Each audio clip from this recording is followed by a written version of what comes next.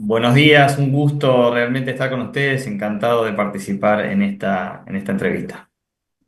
Hablemos un... Gracias. Cuéntenos cómo es con este tema tan interesante, bueno, que nos interesa a todos, a Sí, las empresas y a todos, porque estamos hablando de seguridad en esta era digital, pues que todos queremos estar actualizados, pero que hay que tener mucho cuidado.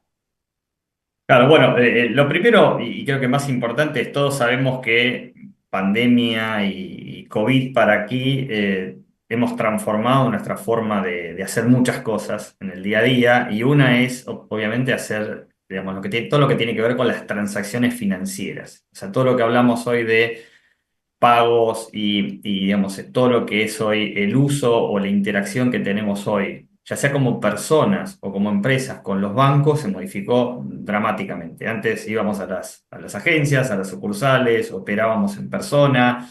Cuando teníamos una transacción significativa, quizás la hacíamos en persona.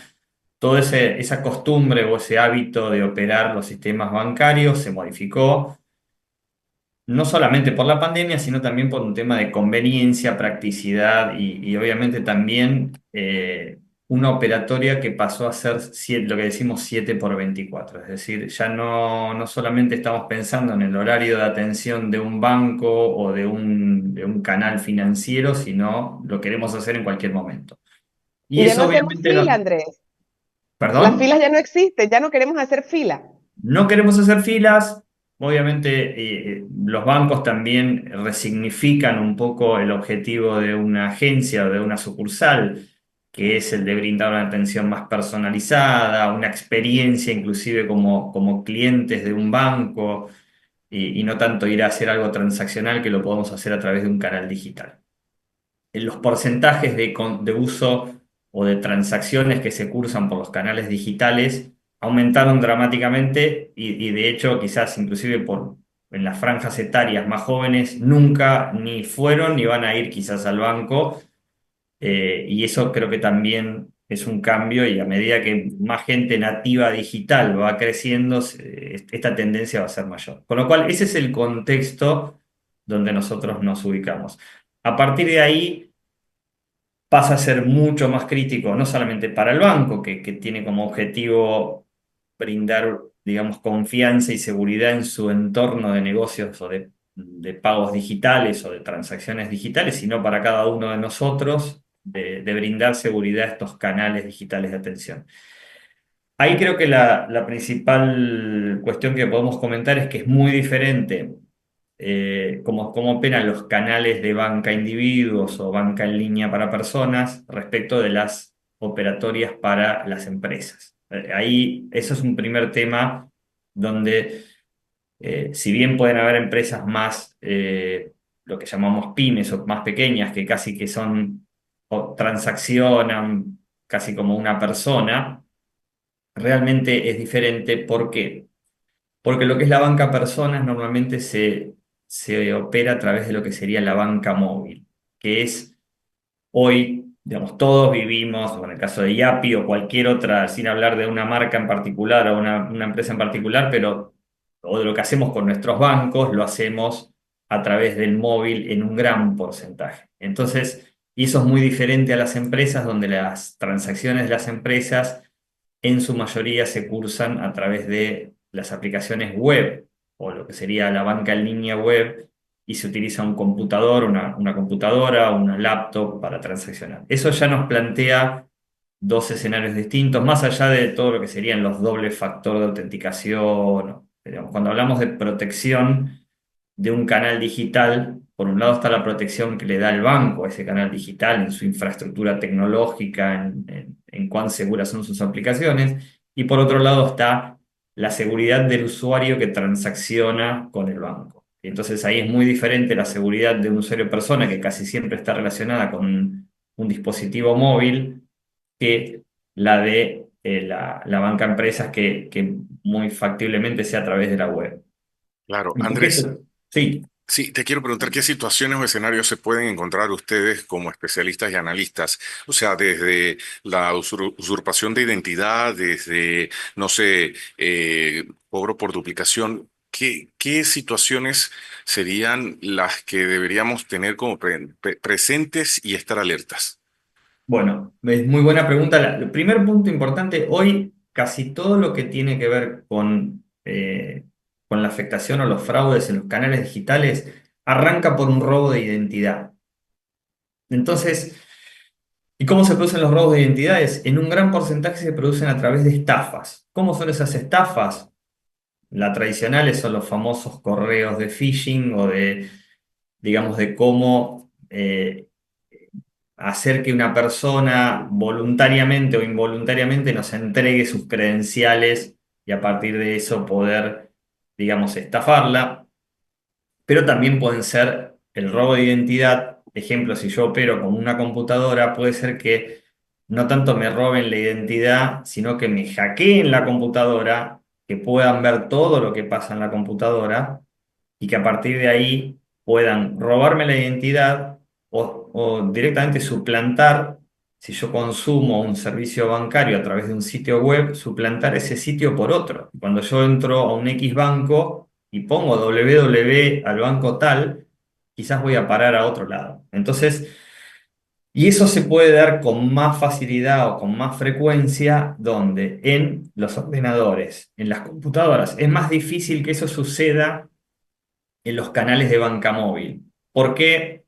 Por distintas cuestiones técnicas, pero si podemos decir que hoy, al estado del arte de hoy, digamos, 29 de abril del 2025, los canales digitales que se basan en un móvil, por distintas cuestiones de seguridad, podríamos decir que son más seguros que las computadoras. ¿Por qué? Porque las computadoras, normalmente uno opera con una computadora quizás hogareña que tiene en su hogar, y esa computadora a lo mejor no tiene las medidas de seguridad y para producir esa estafa o ese robo o esa transacción fraudulenta, primero nos hackean la computadora. ¿Cómo nos hackean la computadora? Con distintos mecanismos. Ejemplo, la forma más común en la cual nos hackean una computadora es porque descargamos en esa computadora un software, no vamos a cuestionar a nadie, pero quizás no tan, de un origen no tan santo, y eso viene con lo que se llama un troyano o una puerta trasera. Entonces, parte de eso somos nosotros mismos, con nuestro comportamiento como usuario, los que generamos esas brechas de seguridad, más allá de todas las medidas de seguridad que puede tener el banco para evitar que justamente los ciberatacantes hackeen al banco directamente. O sea, hoy la debilidad de los canales digitales de atención no está dada tanto en el banco, sino más bien en nosotros, en los usuarios. Entonces, ¿y por qué? Sí, Porque es más fácil vulnerar a la computadora de Andrés Gil que vulnerar al sistema de seguridad de un banco. claro. Andrés, John, algo que yo creo que también es muy importante es que nosotros como usuarios necesitamos andar más alerta.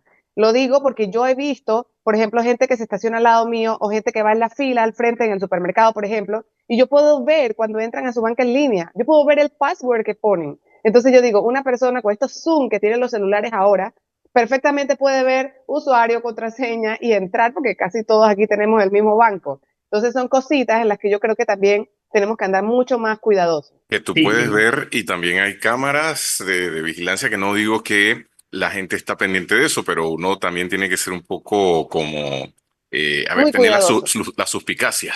yo Exacto. les digo, les hago una pregunta a ustedes, por ejemplo, si ustedes tienen que hacer un movimiento de $10.000, por decir algún monto, y antes lo hacían en el mundo físico, iban a ir caminando y mirando para todos lados. En cambio, con el móvil lo estamos haciendo en cualquier contexto, en cualquier lugar, en un ómnibus, en el metro, Sí, entonces, creo que ese comportamiento, la conveniencia del canal digital a veces nos juega en contra en que pensamos y nos olvidamos del contexto en que hacemos una operación financiera que a lo mejor puede ser algo muy sencillo, como ir y pagar algo, un consumo de $5, o puede ser exacto. una transacción que nos pueda afectar el patrimonio. Entonces, Sí, esa conveniencia nos hace perder. Entonces, ahí vamos, si se quieren, a la parte de cuáles serían, de alguna manera, esos cuidados. Bueno, como vos decías por ahí, estar atentos, ser conscientes de lo que uno está haciendo. Eso es un primer punto importante porque es lo mismo nos pasa al conducir o al manejar.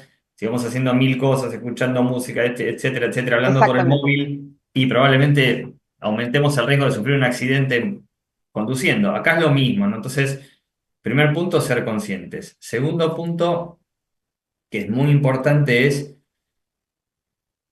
entender que la seguridad de un sistema a veces depende de todos los componentes. Si un componente, lo querramos entender o nos demos cuenta o no, son los dispositivos que nosotros usamos para operar.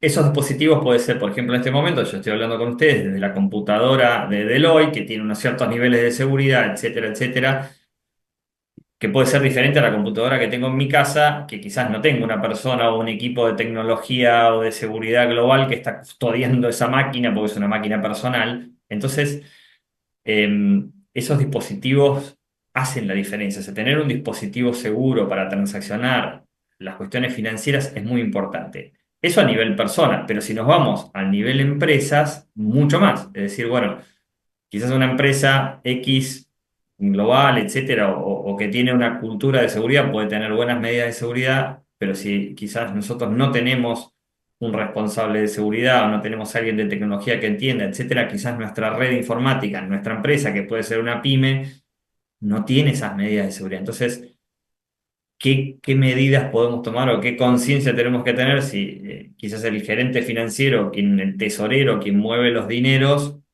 cuán alerta está o si en esa máquina instalamos cualquier cosa? Entonces ahí pasa a ser muy importante con qué dispositivo operamos las transacciones bancarias. Entonces, a nivel personas, una recomendación que es un poco la tendencia es tratar de usar dispositivo móvil y en ese dispositivo móvil, en la medida de lo posible, tampoco instalar cualquier aplicación que ande dando vuelta por el mundo de Internet, aunque hay digamos que un cierto nivel de seguridad, porque las aplicaciones se descargan normalmente de un marketplace, de Apple Sí, o de Android, que es un poco, tiene una cierta, pero digamos que tenemos que tener en cuenta si dependiendo de lo que hagamos, ¿no? Si somos una persona común y corriente, bueno, nuestro móvil probablemente tengamos uno solo, y bueno, tenemos que estar atentos y si vamos a descargar cosas que no sabemos su origen y todo, tener cuidado.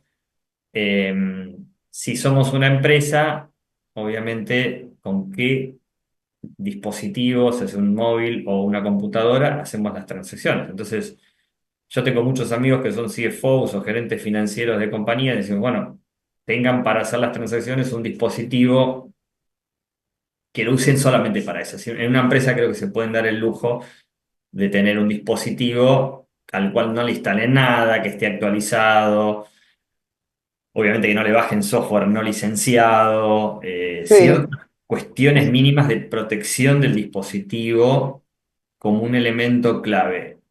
Y no esperar que el banco nos resuelva a nosotros las cosas que nosotros no hacemos, porque el banco tampoco puede estar sentado al lado nuestro esperando y diciéndonos, no, eso no lo hagas o esta cosa no la hagas, porque el banco no tiene el derecho a la computadora que yo tengo en mi casa a hacerle lo que quieras. Justamente es una exacto. computadora mía. Sí. Eh, eh, ¿Sabes qué a mí me pasó, Andrés? Que una persona me hizo una transferencia por $589. Y yo dije, wow. Y la persona me empezó a llamar como 25.000 veces sin parar. Y yo decía, ¿quién me llama? Y yo justo estaba en una entrevista. Entonces yo estaba como que, ¿quién me llama Imposible tanto? contestar.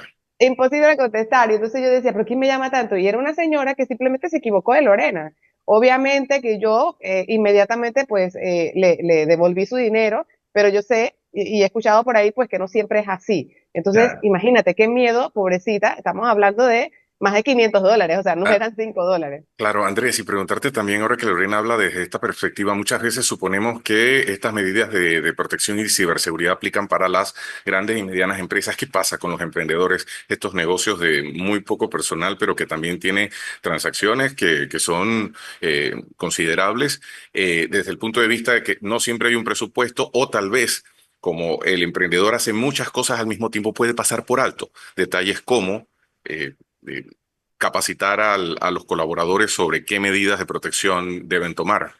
Claro, bueno, eso un poco en la misma línea que conversábamos antes, los mismos tips que podemos dar para una Aplican igual. persona serían para un emprendedor, de decir, bueno, ante todo hay que proteger la identidad digital y esa identidad digital se protege primero protegiendo el dispositivo o siendo consciente. Entonces, al emprendedor le decimos un poco lo que decía Lorena recién, si vas a hacer una transferencia, tratar de que sea del móvil. antes de hacer la transferencia, chequear al destinatario, porque quizás te puedes confundir la dirección o el alias o la forma de transferencia. Obviamente hay sistemas que son por la conveniencia, te transfiero dinero a tu móvil y quizás me equivoqué de móvil o puede ser algo. Entonces, volviendo a lo que decías, Lorena, hay que ser conscientes de que operar con un banco, si bien hoy es mucho más fácil, está en juego también nuestro patrimonio. Entonces, a un emprendedor, obviamente, decirle, bueno, ¿quién es el responsable de mover el dinero de ese emprendimiento? Probablemente sea una persona, que esa persona se organice para hacer esa tarea, que custodie mucho el dispositivo que va a usar para esa tarea, recomendación por ahí que utilice el móvil, que en el móvil lo maneje con un cuidado, que lo haga, obviamente, no en un lugar público donde alguien le puede ver las contraseñas. Y después un tema que parece muy, digamos, muy básico, pero muchos de los sistemas bancarios nos permiten generar una alerta de una transferencia o de un movimiento. Entonces, esa alerta normalmente que nos llegue o a una dirección de correo electrónico o a otro, digamos, a otra forma de comunicación que no sea la misma Claro, que el dispositivo. Entonces, eso nos permitiría, y esa es una recomendación importante, si se genera una transacción que no la originamos nosotros, que nos llegue ese alerta como para enterarnos de que algo pasó y después algo no menor, que eso lo hacíamos todos, decir, bueno, obviamente más allá de los alertas en el momento, a nosotros le recomendamos a un emprendedor o a una persona mínimamente una vez por día consultar digamos, sus saldos, sus transacciones y ver que no tengan nada, no, más que nada lo claro, que serían transferencias entre cuentas, ¿no? Porque las tarjetas de crédito también pueden ser una forma, pero las tarjetas muchas ya operan, digamos, si son las tarjetas físicas, son más difíciles de clonar, y bueno, hay como unas medidas de seguridad mejores. Obviamente las tarjetas que ya se usan en billeteras o en formas de pago diferentes pueden también verse afectadas, claro. pero como decir, bueno, tratar de estar alertas a las transacciones que se hagan. Si soy un emprendedor y tengo una cuenta o cuentas bancarias que las uso como parte del giro de mi negocio, tener alertas de movimientos y de cuestiones que me avisen para no enterarme un mes después o 5 días después cuando me doy cuenta que me falta dinero. Claro. Obviamente, si a un emprendedor le mueven 1.000, 5.000, 10.000 dólares, se va a dar cuenta porque se va a quedar sin nada en la cuenta posiblemente, pero quizás Es, que tener esas alertas mínimas. A veces estos ciberatacantes hacen movimientos por montos no tan grandes en cantidad y a veces nos pueden llegar a haber robado la cuenta nuestra y utilizarla como lo que se llama una cuenta mula. O claro. sea, utilizar nuestra cuenta para robarle dinero a otras personas porque tienen comprometido, tienen acceso a nuestra cuenta, entonces desde ahí la mandan a otro lado. Nos usan como puente. Entonces, bueno, si vemos cosas, transacciones que no son, que no las hicimos nosotros o que son raras, tanto de salida como de entrada, ahí comunicarnos con el banco y bueno, y hacerles quizás el reclamo correspondiente, ¿no? Pero es como que antes toda la gente prestaba atención, iba al banco, miraba los saldos, llamaba por teléfono todos los días para ver los saldos. Hoy como que todo operamos y nos olvidamos, pero ciertos controles de los movimientos que se producen en una cuenta se recomienda hacerlos y obviamente una empresa o un emprendedor hacerlos con frecuencia. Bueno, Andrés, nosotros solamente te pediríamos una vía de contacto para quienes quieran asesoría y mayores detalles. Bueno, si quieren para contacto, mi dirección de correo electrónico es angil, así como es de Andrés y de Gil, o sea, todo junto, angil@deloitte.com, que ahí está digamos, el dominio de Deloitte. Muchísimas gracias, Andrés. Información muy valiosa para John, para mí y para todos Claro. los oyentes de Entre Comillas Magazine.